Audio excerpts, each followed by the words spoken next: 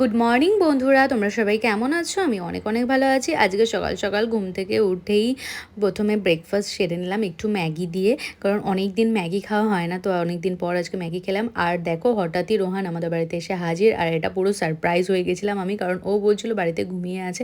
তারপরে আমরা দুজন মিলে একটু সন্ধ্যাবেলা বেরিয়েছিলাম, আর বেরানোর পরে হঠাৎ পিসি আর বাতাসির সাথে দেখা হয়, আর এখানে একটু গল্প গুজব সেরে আমরা দুজন মিলে চলে গেছিলাম একটু বিরিয়ানি আনতে।